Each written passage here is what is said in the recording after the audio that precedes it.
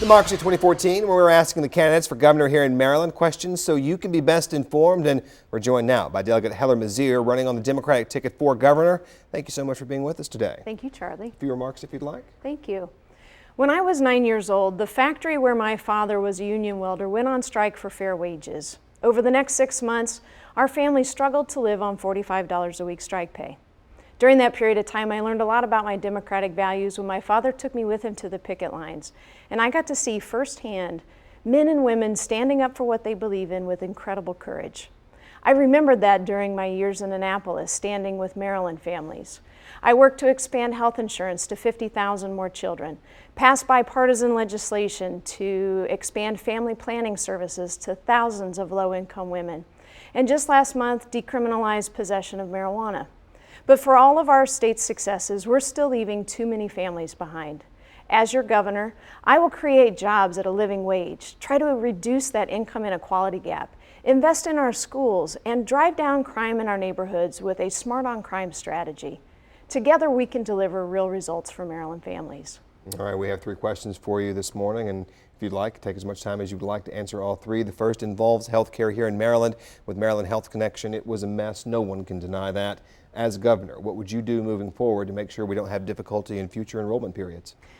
I have always believed that health care is a right and not a privilege, and I've spent my entire adult life working to make sure that we expand health insurance to more families and make it more affordable. I supported the Affordable Care Act from the beginning because I had worked to get many of its provisions implemented at the state level. The first bill I passed was legislation that allows young adults to stay on their family's health plan until age 25. That's federal law now because we showed how it worked in Maryland first. In all of this work, when I expanded that coverage to 50,000 more children, we hit enrollment targets that allowed us to qualify for $120 additional million from the federal government because we implemented it right. And every time I learned that ideas and vision matter, but our records of implementation matter more. And we need a governor that has a successful track record implementing health care reforms, and I'm that leader. All right, also our second question now this morning involves marijuana. Beginning in October, it'll no longer be a crime to possess small amounts of marijuana. As governor, do you foresee a day where it would be legalized in the future, and do you support such a move? Absolutely. I think our war on drugs has been a failure. And I was involved in this legislative session as the chief House sponsor of the bill to decriminalize marijuana. But I said we have to go much further. Our prohibition laws have been a failure. They're enforced with racial bias. They detract our law enforcement from focusing on more violent and serious crimes. And there's no reason why we shouldn't treat a substance that is less toxic and less addictive than alcohol or tobacco equally as far as adult use.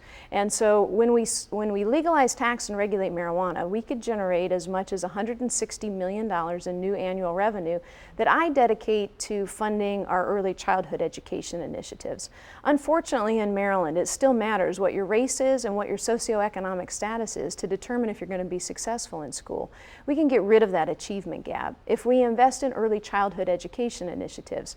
And I do that by expanding and creating a universal pre-K program for 3-year-olds and 4-year-olds in our state, as well as making child care subsidies more available, not just to low-income families, but as a middle-class benefit as well. And I invest in after-school and summer initiatives for our youth. That's how we're going to make sure all of our children live up to their dreams. All right, we have about a minute left for you right now. Our third question involves the Port of Baltimore, certainly revamping now so super cargo ships can come in. But there's now an issue of building a train and truck terminal large enough to get the giant containers in. What will you do as governor to make that a reality? Our port is a huge economic vitality for our region. $1.7 billion of activity in 2013 alone, projected to grow, especially if we clean up Sparrows Point and expand our activities at the port. And we're going to have to build an intermodal facility to do this. But my concern right now is that the proposal is to build it in Morrill Park. I've met with the residents in the community there. We can build it in a place that won't have the same negative impacts on residential community. We can put it in an industrial area, so it's win-win-win for the port as well as the residential communities where it will be impacted. All right, Delegate Mizeur on the Democratic ticket for governor here in Maryland. To see this interview and all interviews in the race, go to abc2news.com. There you click on the News tab and then click on the Political tab.